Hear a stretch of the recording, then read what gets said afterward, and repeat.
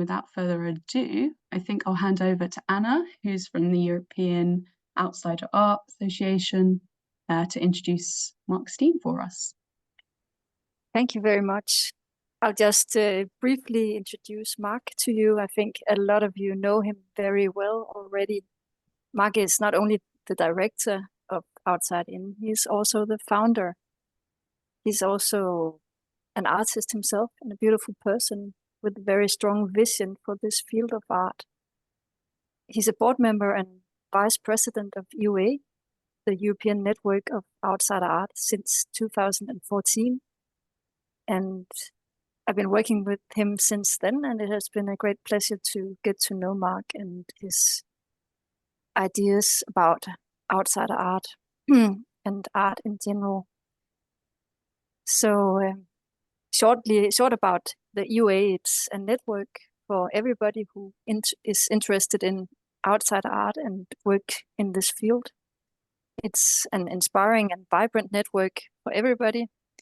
And I would just like to mention that our next conference is in May 23rd to 26th of May in Ghent at Museum Dr. Gislan. It will be about outsider art, art collectives, and activism. So everybody is also welcome to join there, of course. And that was just my short introduction of Marc. There's so much more to tell, but I think we should just get started to hear about your new and very, very interesting book. So over to you, Marc. Thank you, Anna. Well, thank you all for coming this evening and spending the next hour or so in my company. I'm going to do my best to sort of summarize the book, some of its main themes, and talk a bit about Outside In. I'm going to be showing a PowerPoint presentation, which I'll be moving through. The talk should last about 40 minutes, and if you have any questions at that point, please feel free to ask them. In the meantime, if you have anything you want to put in the chat section of the Zoom, please do as we go along. And Dol, who's kindly a member of the Outside In team, is going to help navigate and manage the Q&A. So without further ado, I'm going to see if I can launch my PowerPoint and make sure it's the right one. Let's go here.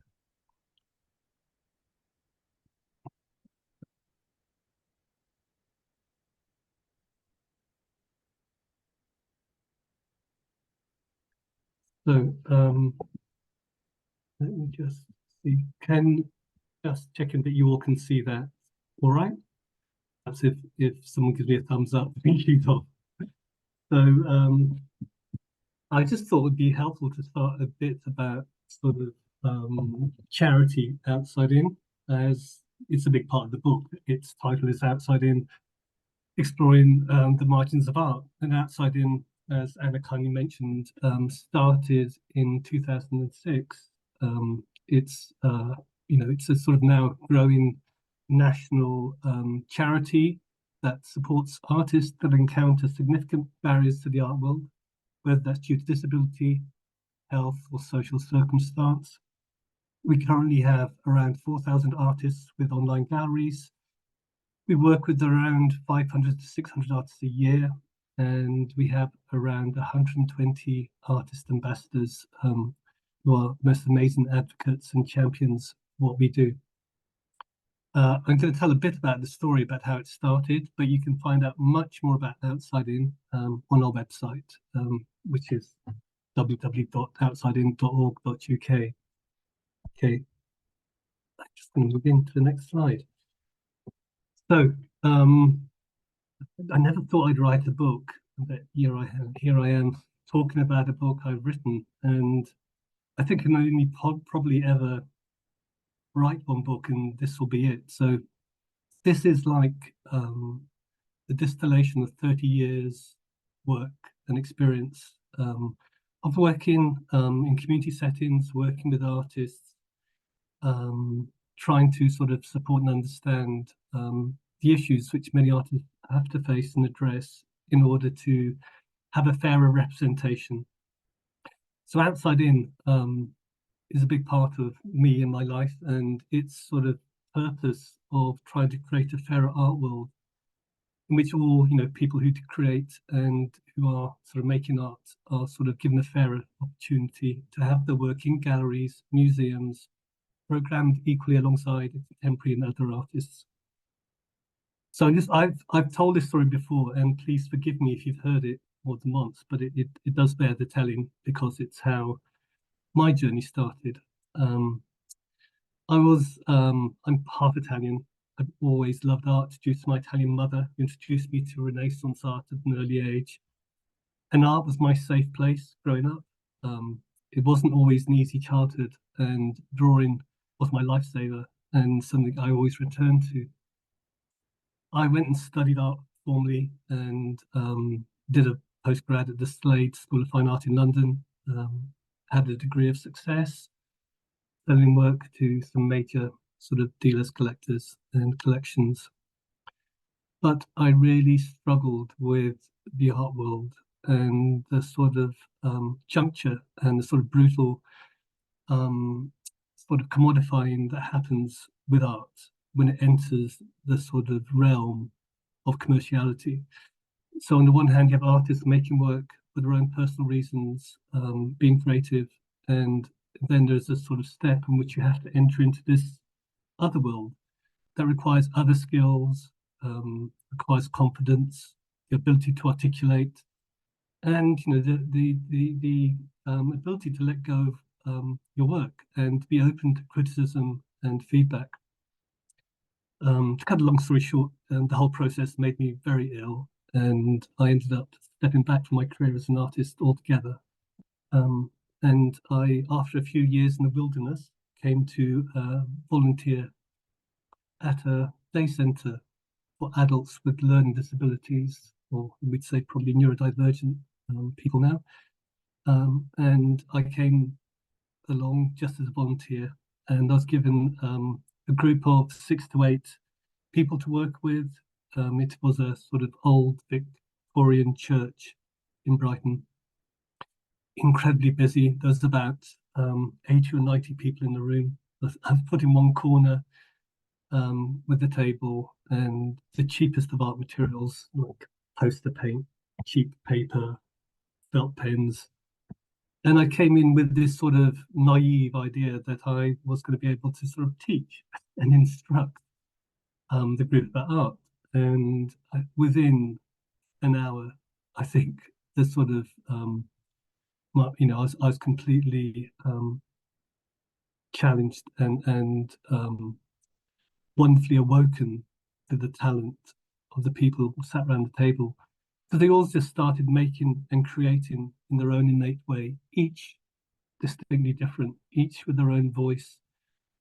People like Anne Atkinson and Elsie Comish, people no longer with us, but they produced the most beautiful work. And I was so inspired that I organised an exhibition because I thought this work needs to be seen, it needs to be understood and valued and appreciated. And at the end of my period of work at the day centre, I went to collect it, and the staff there said to me, "It's no longer available. The work's gone. It's not here." And I said, "Well, I promised the artist that I'm going to exhibit it.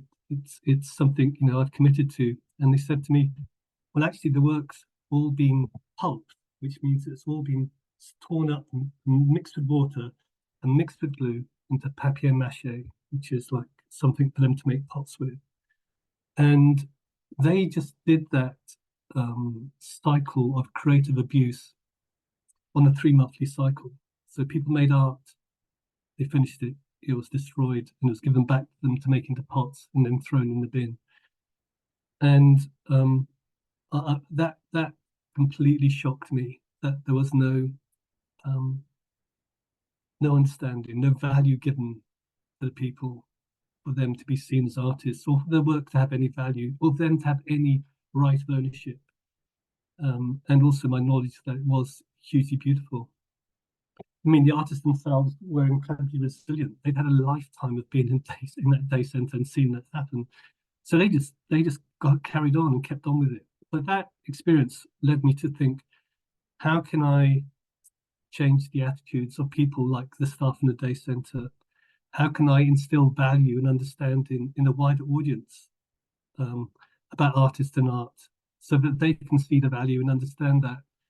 And outside in's been about reaching out to the overlooked creators in our communities, people making art whose work is of great value, but it's never properly seen or given the credence that it should have.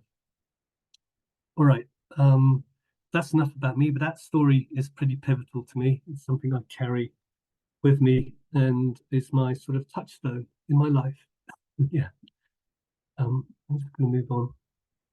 So the intention of the book is to enable audiences to have an understanding of the diversity of means and ways and purposes creativity can have, to move away from the schooled and taught art model of creation, to look at work which is made for other reasons than we conventionally understand. So it's about realizing that there is art as we see it in a very sort of, mannered, controlled, whether that's, contemporary practice, is what's held in museums. And there's other people making art that is completely other and different. And there's a lot to be learned from them and their work. But also there's a challenge to the art world as to how it includes that work and supports the artist to have a meaningful, respected engagement. These two quotes, I think, pretty much say it all. I think you've probably read them by now. And it just goes to show, which is the point I will always believe to be true, but because of the blinkers that the art world and society might have, we're missing a huge amount of what is interesting and talented and powerful and healing and fantastic art because of the construct. Okay. So the book, I sort of had a sort of deep think about how do I structure the book in a way that can sort of present some themes as to how people might understand the artist and their work. And this was an idea I used to curate an exhibition many years ago, and I felt it still hung true and made sense, which is the 3 I's, as I call them, which is intuition, introspection, and insight. And some of the artists could possibly fit in one or more group. It's totally arbitrary. It's purely from my own opinion. And the other thing I should also add is that this work is presented without labels. We're not using, and I've not used deliberately, any labels regarding the type of art. The book isn't seeking to address the issues around the label outsider art or art brut or any of the other terms that are used to describe the current work being produced or historically produced, which doesn't fit. Because the only commonality about that term is the difference it has. The people are just different, and it's not about the work having a common style. So to get to intuition, to me, intuition is one of the most important and valuable skills you can have.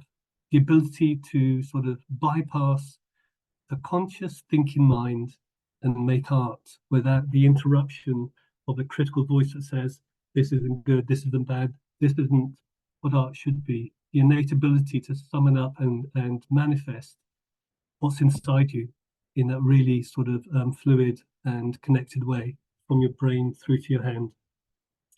So I just wanted to start with a slide that tells a little story, because I think this is an important story because it's sort of important on many levels. But you won't probably all know these artists.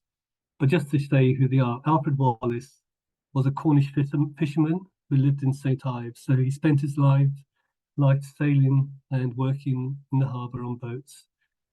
He married a much older woman. He was a incredibly eccentric person who used to sort of rant and rave at night, reading from the Bible.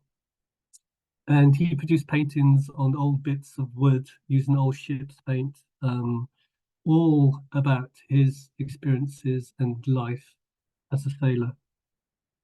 So Alfred lived in St. Ives, and as the story goes, and there's a famous photograph that shows it, Ben Nicholson and Christopher Wood, who are two very established and well-known British artists. They are hugely respected, hugely valuable, happened to stumble across Alfred in his cottage and saw the paintings.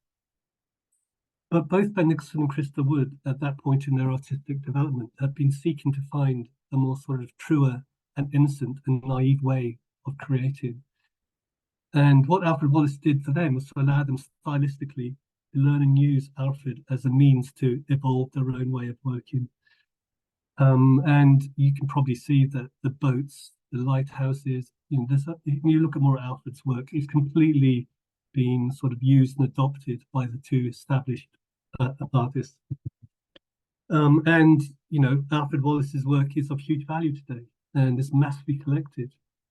But without the endorsement or the recognition provided by Christopher Wood and Ben Nicholson, I have no doubt that Alfred Wallace's work would not be here today. It would be in a landfill site. It would have been forgotten. There might be a few pieces around in old houses.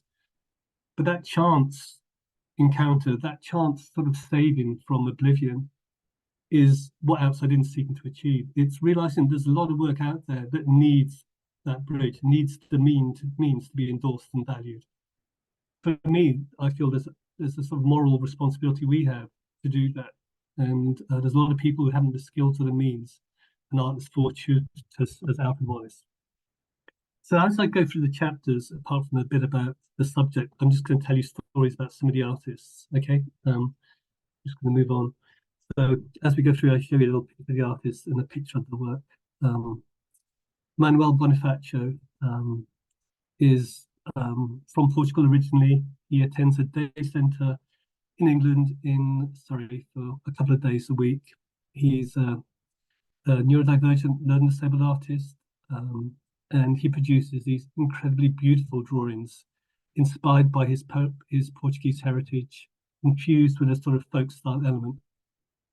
And Manuel first came to sight for me when he submitted a beautiful drawing called A Mermaid to our exhibition in, would have been 2012. And it was so stunning. And I saw it just a little thumbnail, but when it came into the gallery, it was even more beautiful. And Roger Cardinal was one of the judges who selected it as the prize winner for our exhibition. And Manuel was one of 3 prize winners, and each prize winner gets a solo show. Manuel was there with his sister, and when we announced the winners, there was this complete sort of almost like a shriek from Manuel's sister, and that complete sort of flood of tears, and the impact of seeing Manuel recognized and appreciated and validated was massive, because for a lot of families and carers, they do support and respect the people they are living with and who are with them, but it probably never really goes beyond that. But for Manuel and his sister, it was a life-changing moment. And Manuel's work was then sold to an art brut collector in New York. He's in the art brut collection in Lausanne. He has collectors of his work, and he's gone on a real journey since. But again, without that chance, without him submitting that work, without it happening, that wouldn't be the case. Rakibul Chowdhury is another outside-in artist who I really love Rakibul's work. Rakibul is of Bangladeshi descent. His family live in Portsmouth. He produces the most beautiful, complex, elaborate group portraits. He's obsessed with sort of pop art, contemporary culture, films, fashion, dress, and he draws these complex drawings in which every single person is a known celebrity to him. So everybody in that drawing is a different person, and he's dressed them all himself. So he's obsessed with fashion, so he's just drawn them all. And each drawing will have a different sort of theme to it. So he'll do like a sort of Batman theme or a Disney theme. This picture is called In View, which is like a free giveaway cinema magazine, of which he sort of use the images of some of those sort of film stars and celebrities to inform this picture. But I love it, and he'll sometimes draw himself as a sort of little character in his works, wearing a piece of clothing that he would like to buy himself. He'll be a little Rocky, and if he's successful, he will go and buy the clothes he's wearing in his picture, which has happened on a few occasions. But to me, it's like a modern day Peter Blake or a modern day pop artist. It's wonderfully strong. Manuel has, as well as selling work, there's been a huge change in his behavior and his life, where he had a very difficult relationship with his father, who was embarrassed by him. They didn't get on. And now Rocky has found his confidence and is a far happier person. And he describes Rocky as his best friend, which I think is very sweet to me. Another artist whose work I absolutely adore is Victoria Bauman, who's an artist from a wonderful studio in Darlington called the Community Art Project, run by the very talented Lawrence Ward. Victoria's work is, I just think it's sort of eminent sort of pattern maker who works beautifully decorative. They're very large works as well. It's hard to do sort of justice on the scale. But again, you know, she's somebody who's grown in confidence, who's somebody who we've exhibited many times. And I think it's some of the most beautiful decorative work I've seen, and I think it could just be hung anywhere. So absolutely stunning. So we have Nigel Kingsbury work. Nigel's sadly no longer with us, and this large drawing is in our collection. It's a really large drawing, it's huge. And Nigel was pretty much non-verbal, but really loved women and did these beautiful drawings of women, both real and imaginary. And this is like a sort of fin de siècle sort of woman in a ball gown, wonderfully sort of like dress. She has her hand by her head. And it's absolutely stunning as a drawing. The marks he's used, the way it's drawn, it has a complete coherence. There's no sort of erasure, there's no hesitation. It's beautiful. And I don't know if you can see in this photograph, because I can't see all the image, but as Nigel does his drawings, he has this sort of codifying way of sort of showing how important the people are to him. So he'll do more kisses and hearts, and the more they accrue on the drawing, the more important the person and the woman is to him. But yeah, I think he again is of huge worth and is in sort of many collections. And I think again the intention for his work is really interesting, because it was about him being able to realize his drive and his passion through his work. We have Chaz Aldrin. I'm actually going to see Chaz tomorrow. We always have a Christmas visit. And Chaz is, you can see that. Actually, I didn't realize you could see the actual painting on the wall behind him in his room. Sweet. Chaz is Chaz at the moment now never ever leaves his flat. He's been in and out of sort of mental health institutions. I first saw this drawing way back, probably 10, 12 years ago, in a sort of group show amongst many other works, and I fell in love with it. I love the motto that God loves the weird and wonderful, because I hope he does, because I count myself amongst the weird and wonderful as well. And it really struck me, the motto. It sort of felt a bit like an embroidery, the style of it, and also that it was made as a gift to his wife. You know, he made it as a gift. It wasn't, you know, out there as a sort of commodity. It's sort of the intention of his work has always been to be that sort of. He's really devout and Christian as well, so he really has a strong set of beliefs, and he always sort of reflects the sort of the sea, and he lives near the sea in Sussex. There's always a boat in the horizon, but there's always a few sort of gunships sometimes, and sometimes there's a sense of threat, and I think that's possibly around his mental health. But I love this work, and I think Chaz's work is delightful and makes me happy. So Judith Scott, who I think hopefully many of you will know, some of you may not.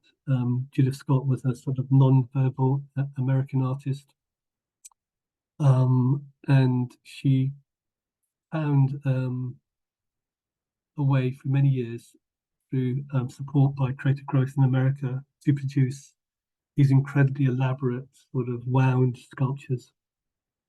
They're amazing. This is huge, and it's in the Musgrave Kinley collection. And there's something about an artist finding a way of making that is innately their own, that is just something that they intuitively have arrived at to create. And there's something about material, something about the fact it's the making of it that's important. And I'm sure for Judith and for many other artists, it isn't about the positioning of it in the art world that matters. It's the process that matters. I had a talk with Grayson Perry a couple of weeks ago for the book, and Grayson Perry, who's another artist in the UK, was saying that, you know, an artist is only an artist when they're self-aware. And I think that isn't true. I don't think you need to have that self-awareness or understanding. You need to just have the desire to create. And for whatever reason you're creating, that is what really matters. I mean, whether you know how it's going to be presented or used, then I don't think that's important, unless the artist themselves doesn't want to sell it and doesn't want to show it, which is sometimes the case of many of our artists. So Judith Scott has been like a sort of hugely successful, well-recognized and respected artist in many collections now. I'm just going to show sort of British artist called Naina Kalu, who's been achieving a degree of success recently. Has been acquired by some major collections in the UK. Naina's supported by a wonderful charity in London called Action Space, of which I was a trustee for many years, and they're doing amazing things. So I think, like Creative Growth, in some sort of supported studios, there are people, and the same with Lawrence Ward in Darlington, who have the skill and the ability and the patience to allow people to make and create on their own terms, in their own way. And that's a rare skill that, you know, it's so easy to default to thinking art is about canvas, paint, easels, all the things we'd probably expect. And when you go to a lot of supported studios, you often will see the same colors, the same canvases, the same ways of working. But to really respect an individual's capacity and ability takes a real nuance and skill. And I think Naina's work is absolutely stunning and beautiful, and massively getting the place it is. Fantastic. And Andrew Omerding, who's equally on a journey and is having equally great success, another artist from Action Space. Andrew's, as well as being a sort of wonderful sculpture maker, he's also a wonderful performer. And his works are all about his heritage, his Ghanaian heritage. So as well as making the objects, he will perform and tell stories in front of his work. And again, like Naina, Action Space have enabled Andrew to evolve his persona as a storyteller, but enable him to make these wonderful sculptures and objects as well, which I think is great.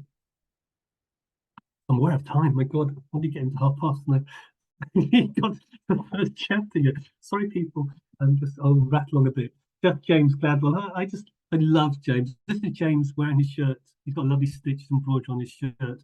You can see it. James was a Romany, a sort of from a Romany heritage background, a gypsy background, and his grandmother told him how to hand stitch. And so James is supported by the wonderful Barrington Farm in Norfolk. And James, I love his work, and I love its sort of folk element and its charm, and that it's a continuation of a tradition and his own heritage and culture, and that it's a man doing stitch work in that sort of beautifully gentle way. I love it very much. And I think I'm just going to quickly mention Joanna Simpson, these such touching people. Gumnut folk, made from gum nuts, which are the nuts from the eucalyptus tree. Joanna's work's all about her sort of sense of sort of lost children and families in relation to her own personal story, which I won't go into. But she created thousands of these characters, thousands, and each has a soul and presence. You can see them just looking at you. and there is a poise and elegance to them, and they're only small things, but beautiful. Gary Williams. So Gary Williams is another artist who I met at a day centre, who was just at a time just doing some colouring in a book, but had this box of photographs of his bedroom ceiling, which he decorated himself over many years, and his father documented. And there was no space for him at the day centre. No one had looked at those photographs and realised that Gary had come up with this incredible idea, and that's what they should be supporting. You know, not giving him Disney cartoons to colour in, but to enable him to sort of carry on this wonderful process of installations. So let's have a quick pause and a quick slurp of water.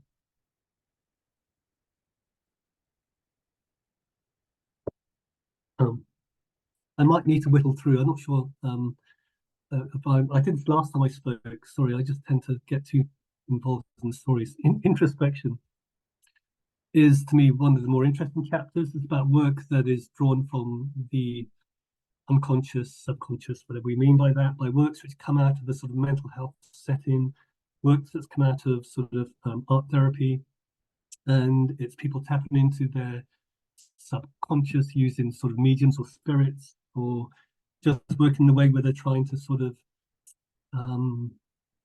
be a sort of conduit for their inner worlds. The sort of drawing by Nick Blinker, who's both a wonderfully talented artist who does these incredibly detailed drawings, but also is a singer in a sort of punk rock band. It's beautiful. I love it. It's of a London asylum, and Nick spent time both working in and incarcerated in asylums, and wrote a wonderful book called Primal Screamer about his experience. Nick, I did see him recently, but you know, he doesn't work anymore because his medication isn't working for him anymore. But his drawing, I think, is really powerful. I love this sort of fence that keeps you out, and the only gap is through to a sort of monkey puzzle tree, alluding to the sort of maze and puzzle of the asylum inside. It's a great drawing. And I think it really goes well with this drawing by Albert Rackett. Albert's an artist from the Bethlehem Gallery, and does these sort of, I think, really very beautiful drawings of buildings, completely unpopulated spaces, and they have a sort of wonderful charge.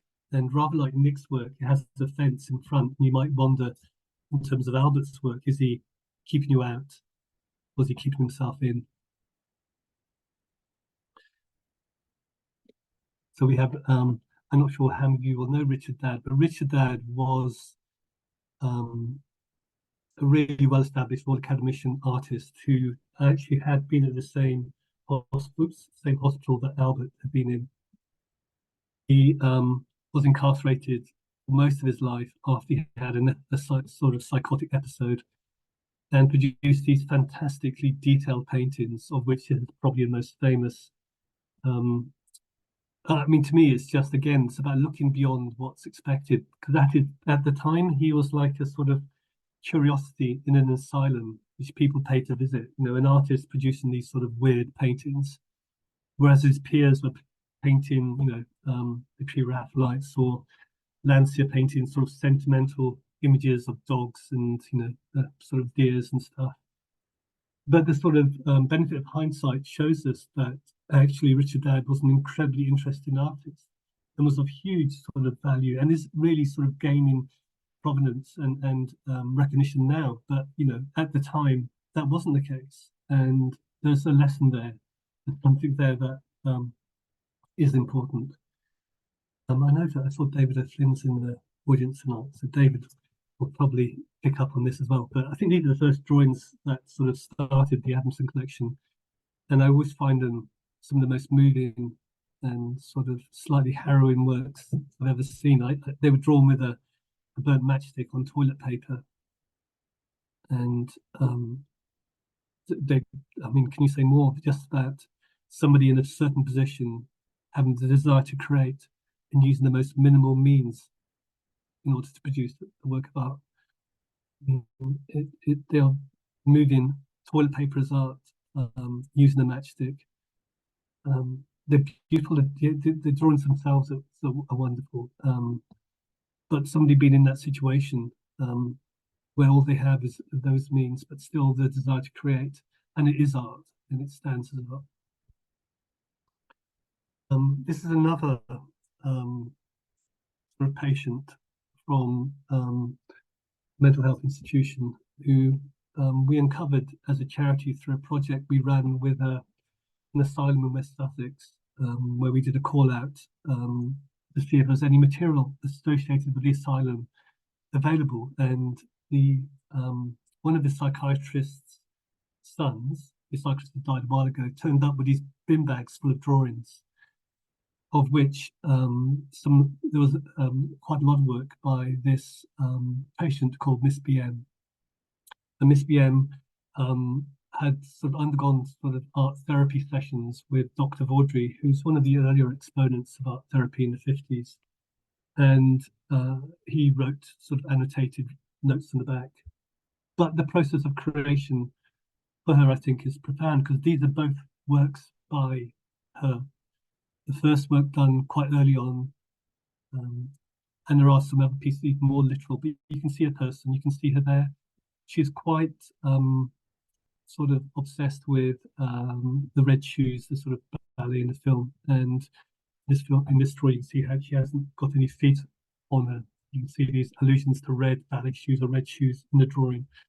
But through the process of her treatment, in which she's undergone sort of forced insulin treatment, where she was at one point comatose for I think 3 days, and she was found experienced sort of very harrowing and very difficult, and wrote some really beautiful poetry as well.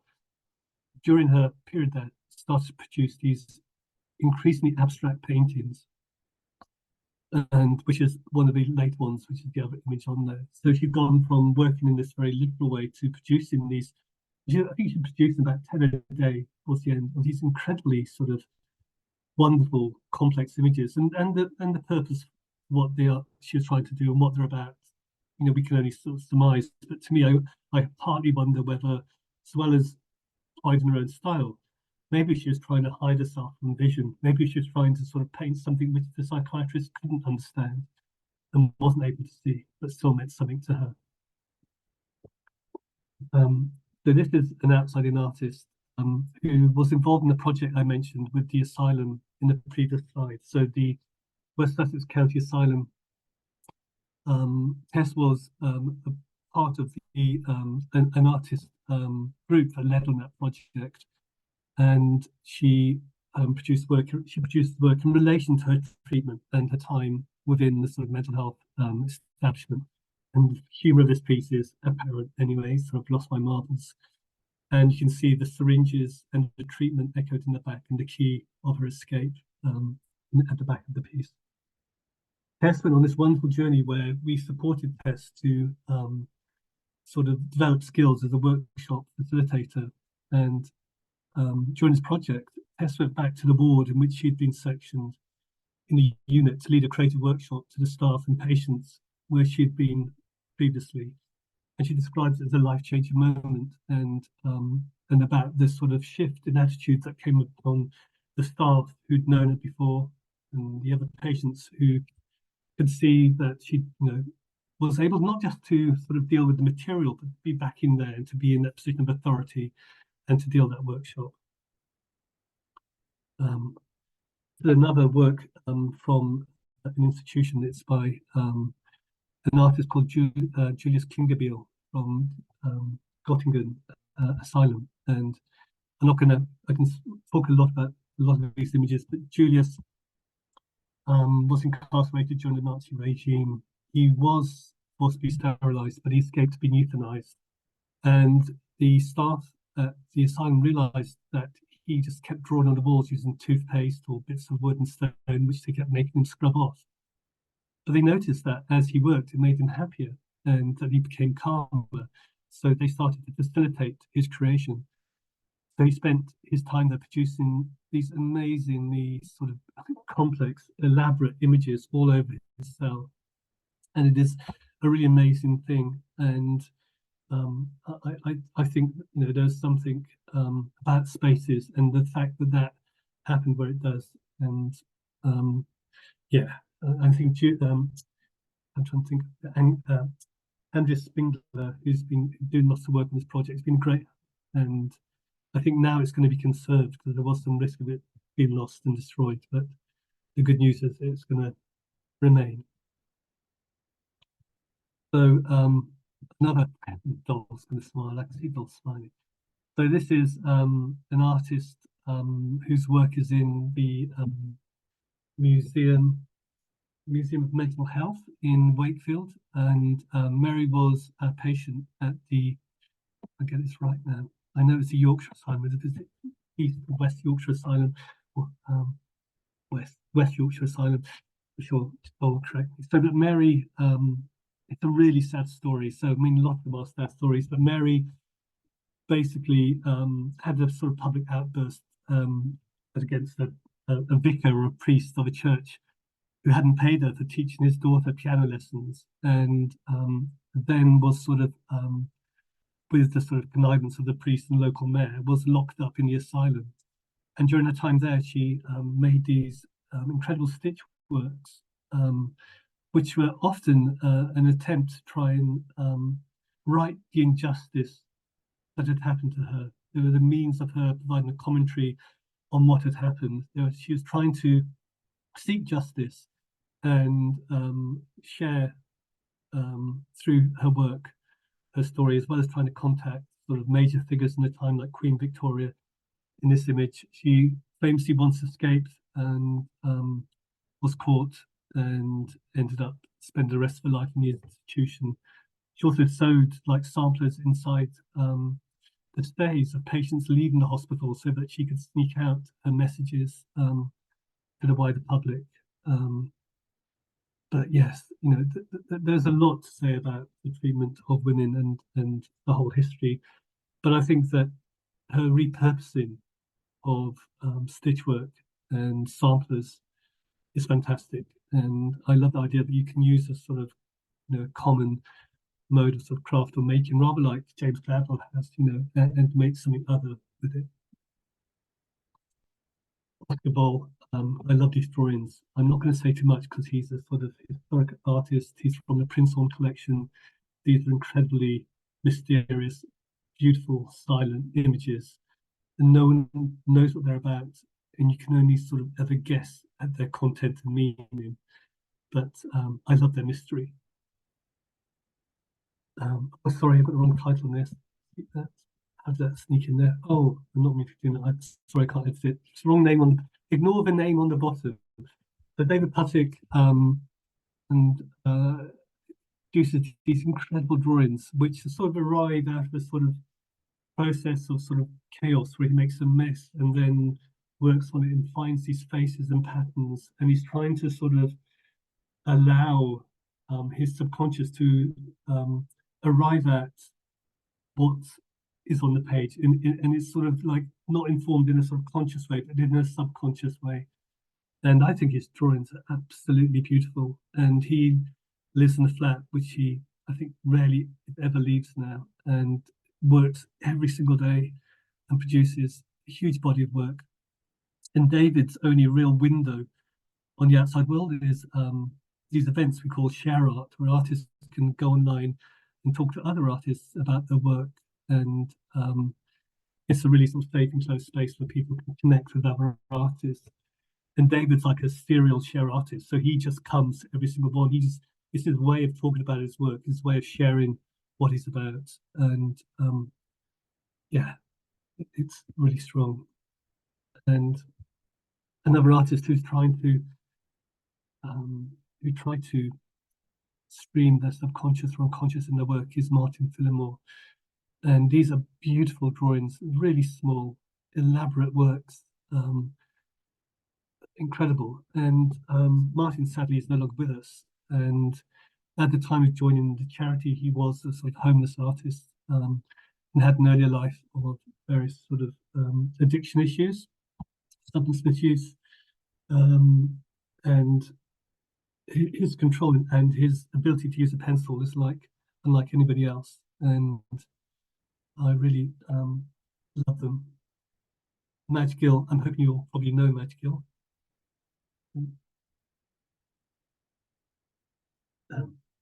Madge Gill was sort of really well-known, respected spiritualist artist from England, who was guided by his spiritual guide called My Interest, to arrive at these sort of wonderful images of women and sort of goddesses and people using sort of ink pen or sort of calico and fabric.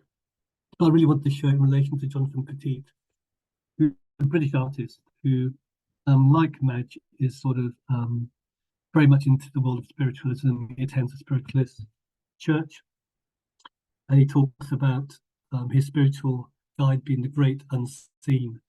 And Jonathan has this sort of ritual where he will get up in the middle of the night at 3 o'clock, and as he describes it, when everyone's asleep, and will sit there and wait for the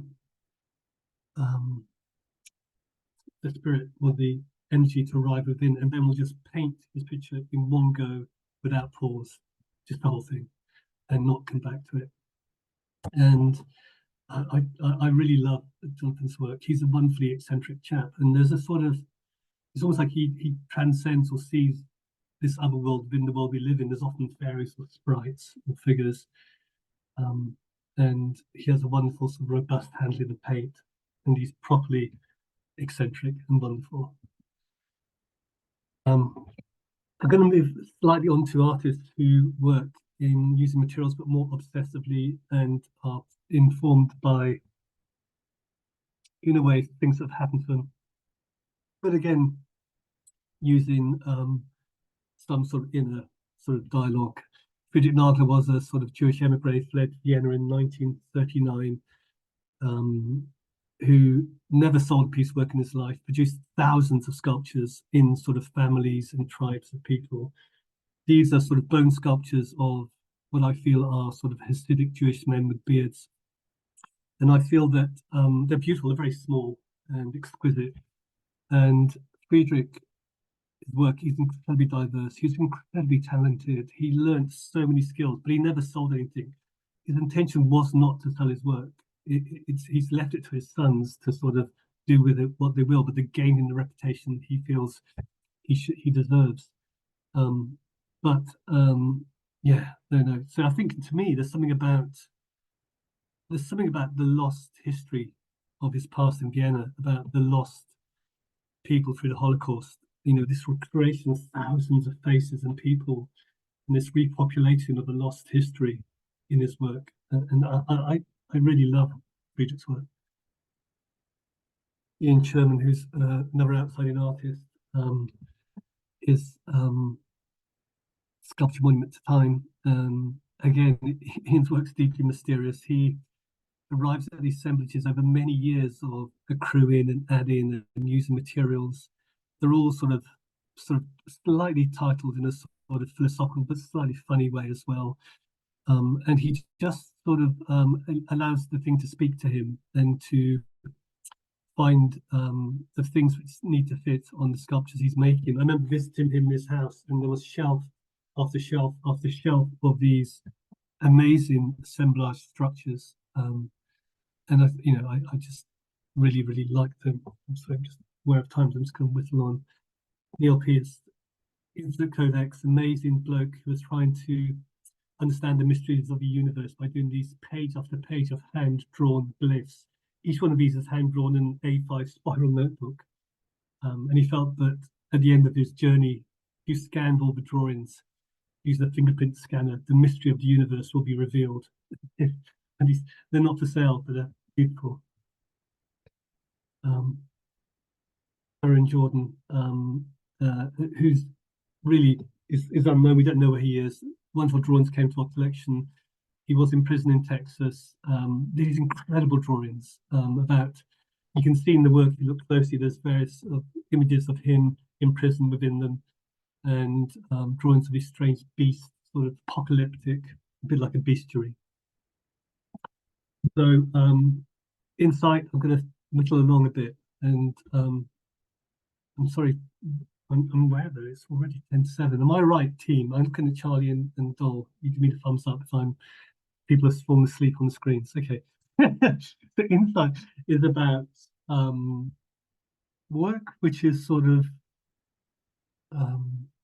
inspired or drawn from a lived experience. So it's about catharsis at some level. It's about the benefit of creating, enabling the artist to heal, but also it can also be cathartic for the viewer. It's about a lived experience which can be difficult and challenging, but using that and maybe trying to also gain and provide an insight for others into that experience.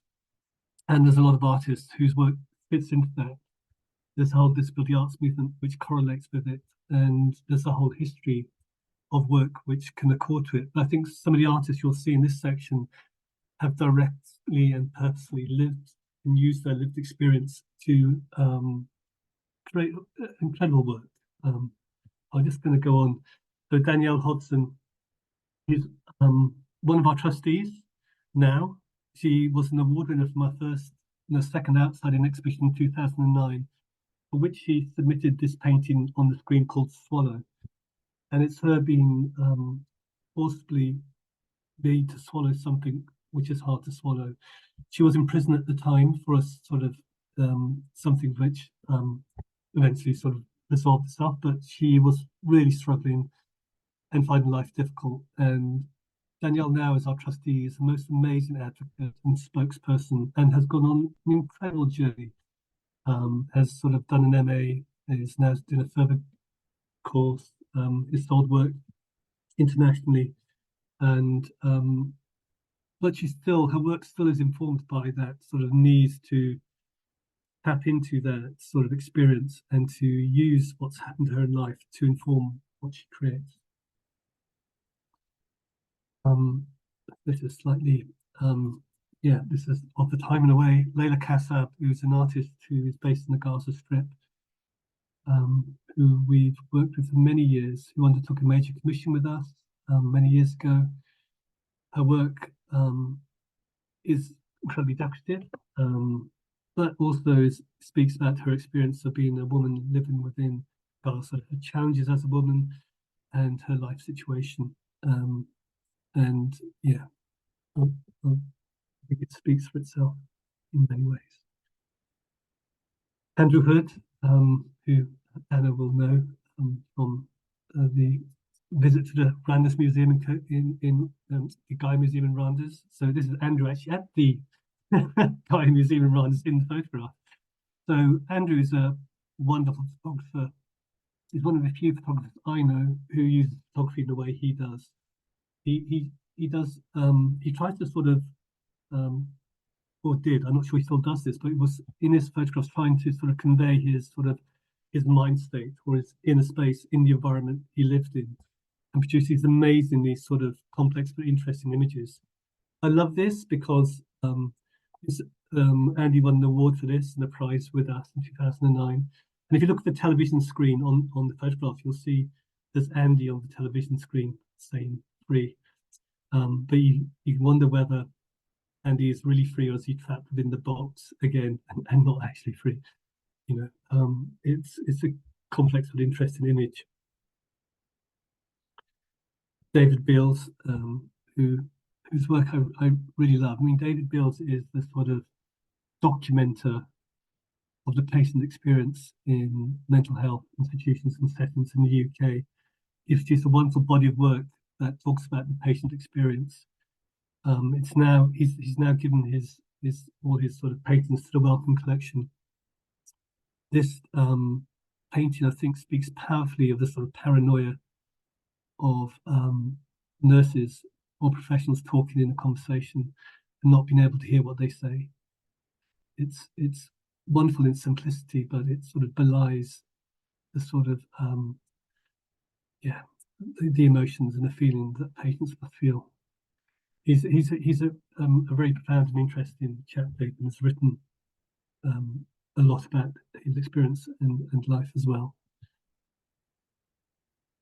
Willem Werner is another interesting artist from the Prinzhorn collection, He's the only sort of learned disabled and neurodivergent artist whose works have survived from the Holocaust. And he was forcibly sterilized and euthanized during his incarceration. He's amazingly sort of playful and sort of almost sort of humorous drawings of these sort of mannequin puppet-like figures, of which it's sort of him in various situations.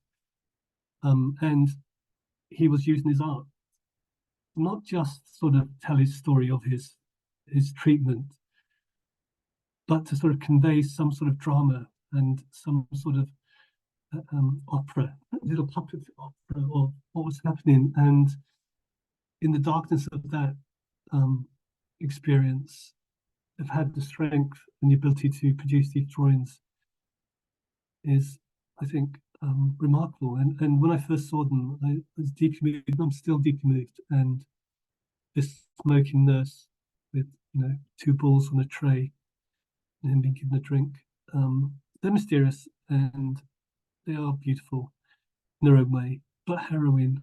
And art can be that. It can be painful, and it can go to painful places, and it can help people in very dark places. So moving on to an artist called James Lake, who makes these wonderful cardboard sculptures. James is has sort of only one leg. He was sort of from a young age, and has evolved and has been is now a master of making sculptures in cardboard. The material he sort of chose to use for a range of reasons, partly because it's recyclable, partly because of its lightness and his ability to move it. This piece is all about his or people's experience of being disabled. It's a sort of track with a sprinter on it, and you can't see it, but in front of the track goes higher and higher, and there's hurdles on it which the athlete will never be able to jump, and the hurdles representing the barriers that disabled people face. Another artist who's using a way to sort of talk about their life, who's find this sort of means and ways of creating, is Charles Divas, who spent many hours in the British Library studying 16th century British pamphlets from the Civil War in England, and mimicking their style, he used that way of working to tell the story of his life and what was going on with him. And there's a subtext which all the characters are actually real people, and the sort of Baron would be his sort of, or the Lord would be his sort of father, and it talks about his experience of, you know, his difficult childhood and his so when something happens like a battle, it'll be like an argument or something happening in his real life. And he produced many of these pamphlets which he and his friends would distribute, and they would meet and dress up in costumes and share them. And there's a lot of talk about drug taking as well, or smoking weed and riding motorbikes. Carla Kishishian, who does these incredibly elaborate sort of word-driven paintings. This picture, as it says, worth 1,000 words and contains 1,000 words. It's one of the first pieces that we exhibited with Carlo, again in 2009, I believe. And Carlo's work, more increasingly, the sort of literary work, is about his sort of capturing. They're like diary drawings, and incredibly minute and small. And his more recent work is almost unintelligible, but they are diaries and they are accounts of his life in which he's sort of almost hiding in plain sight. So he is talking about his experience in his life, but they're presented in a way where you almost are sort of impossible to actually get into them and understand them. But there is that process for him where he's using his art as a means to communicate, as a capture, as a form of diary. But you know, the purpose it has for him is very different from what it has for an audience.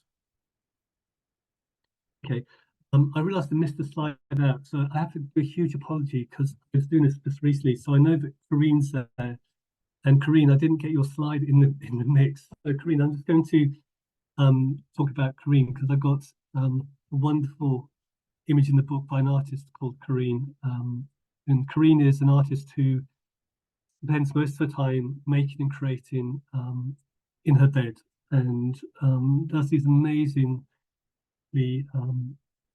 sort of adapted and evolved photographs, which she works on with images of daisies, which is a sort of character, a sort of childhood friend or a figure she relates and communicates with. And Corinne's work, again, it's been within that space of being in a bedroom and not really being able to traverse the world, but making art and needing that connection and that ability to participate is what Outside's about, and what the books are trying to enable people to understand, that there are many artists out there making and creating, and unless we make the effort to move beyond what we see, to reach out and include other people, we're not really doing justice to what is our real creative landscape and creative community. And I think we have to move away from labels and sort of the sort of art historical method of sort of defining art or looking for categories, and think about individuals and looking at artists as individuals, and just sort of restructure the system, because for me it's broken and isn't working. So Outside In is seeking to achieve that through its work. But I'm not here to talk about Outside In, I'm here to talk about my book. And I've tried to give a summary. It's the artist you can probably tell most that I sort of connect with.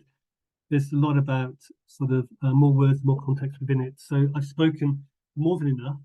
I'm losing my voice. So Dold, I'm just going to put on the next slide, and then you can sort of do some questions, okay?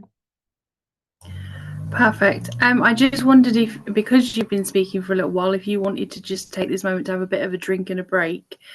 And I'll just read out some of the lovely comments in chat, and then we'll come on to any questions.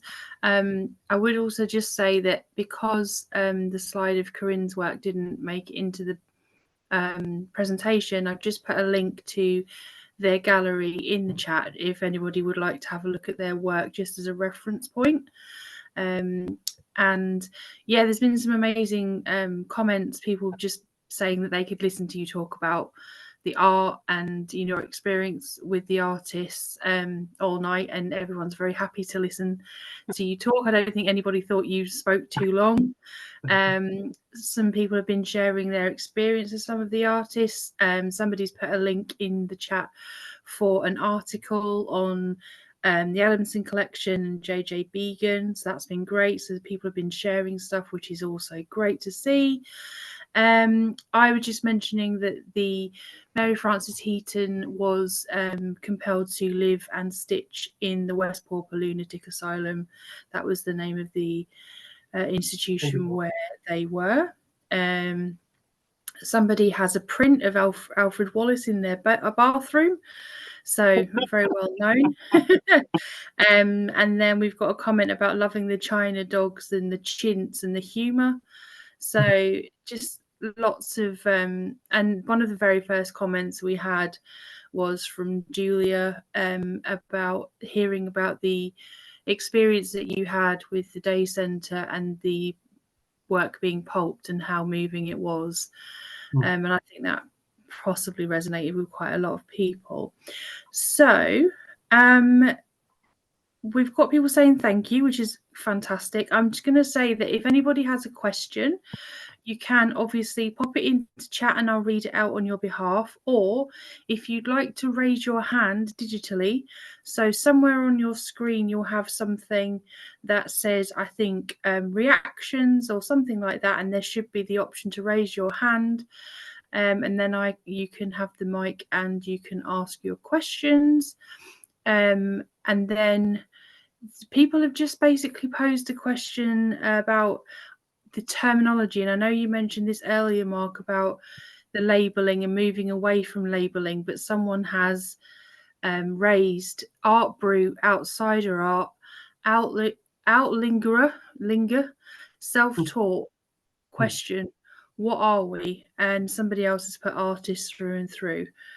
So I wondered, whilst the room kind of have a think about questions, if you might want to comment on that a little further. Yeah, I mean, I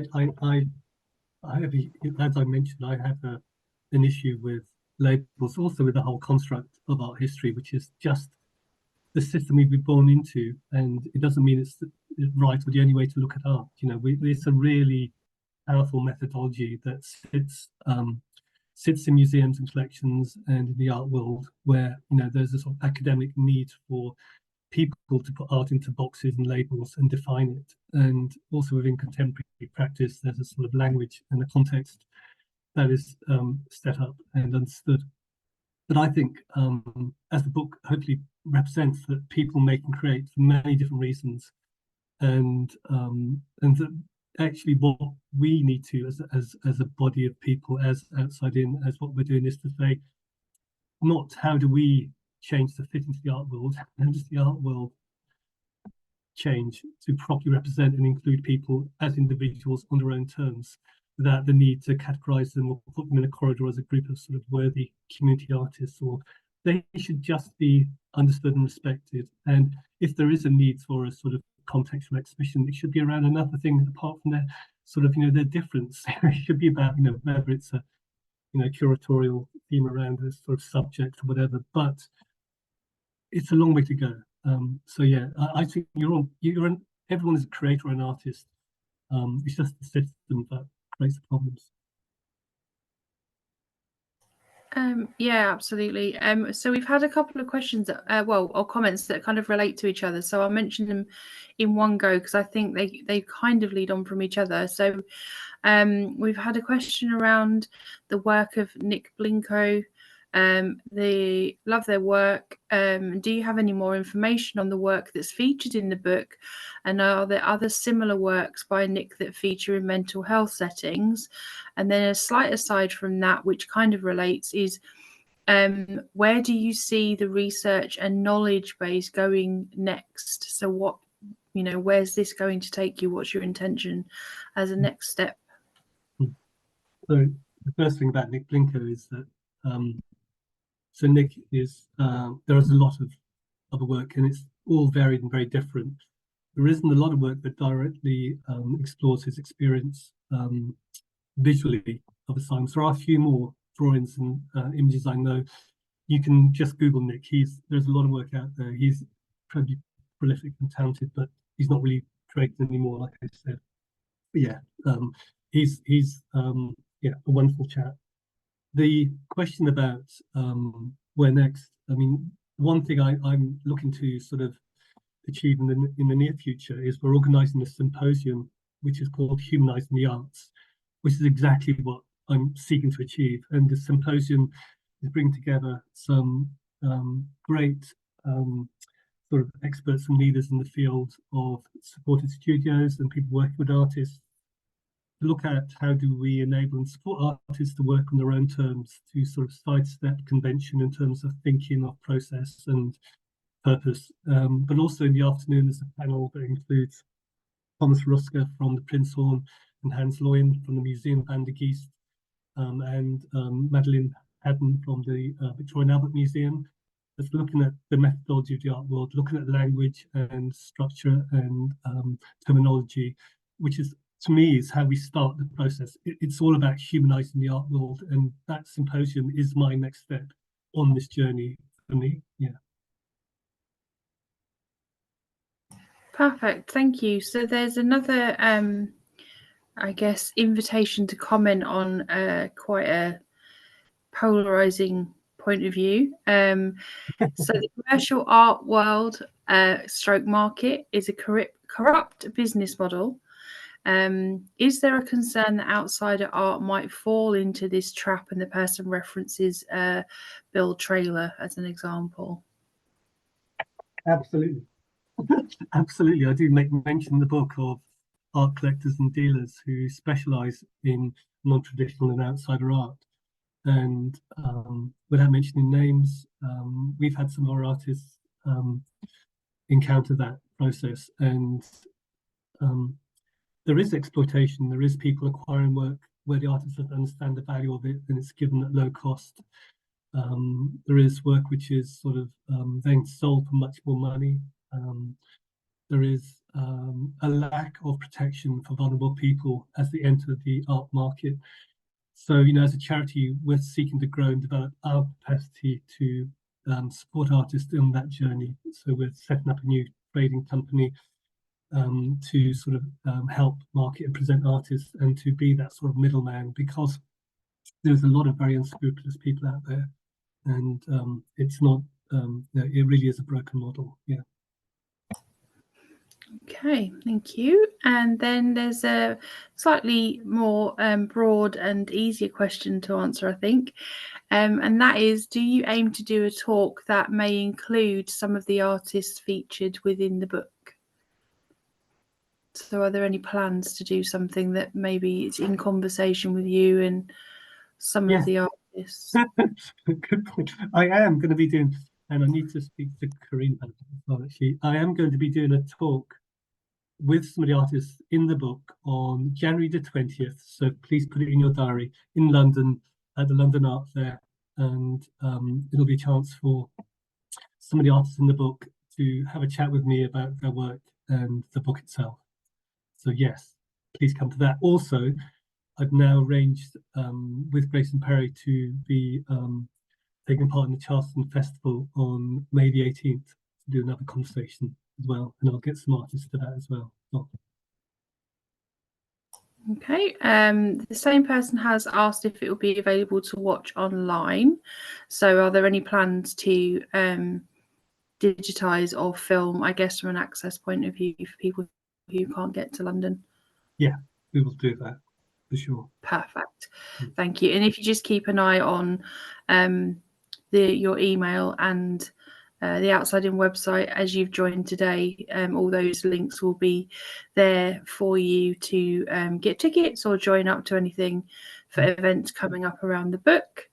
We've had a lovely message from Cher, but it's been private, so I'll pass that on to you separately afterwards, Mark, if that's okay.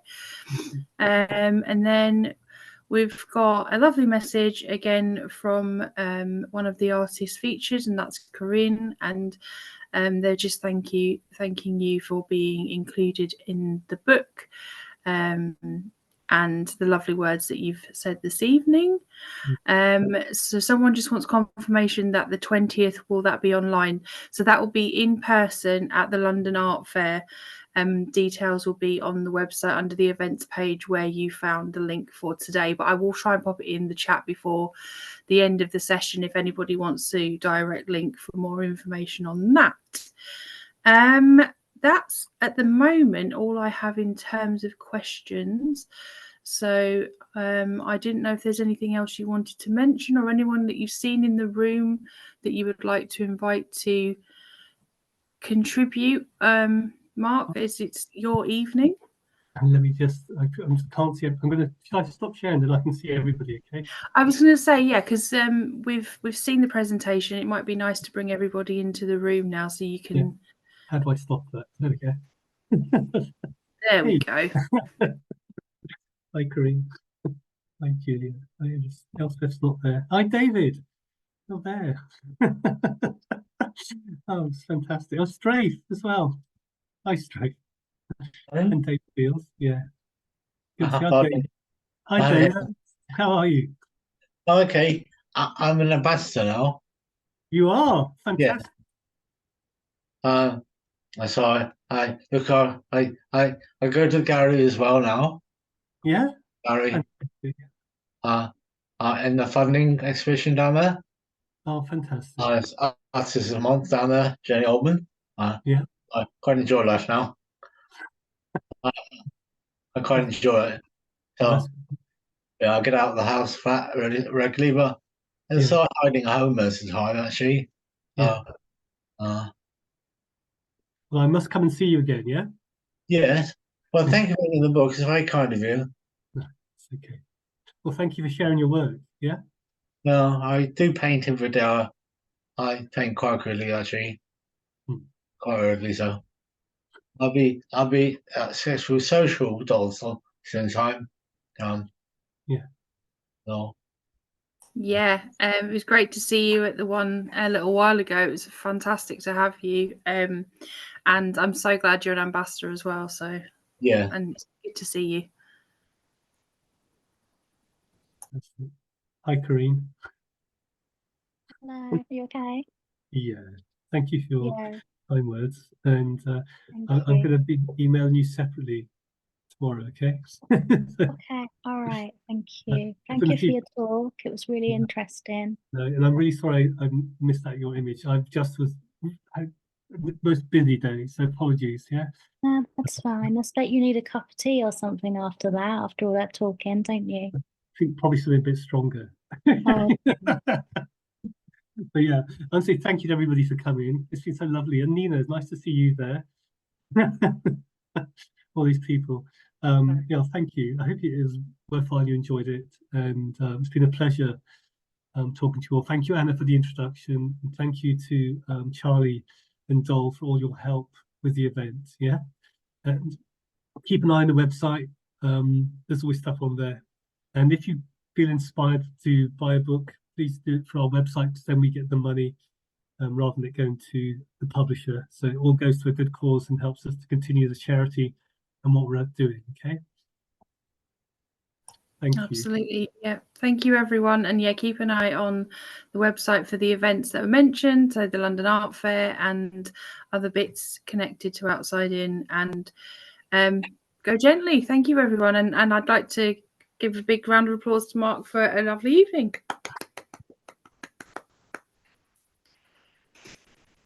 Thank you, everybody.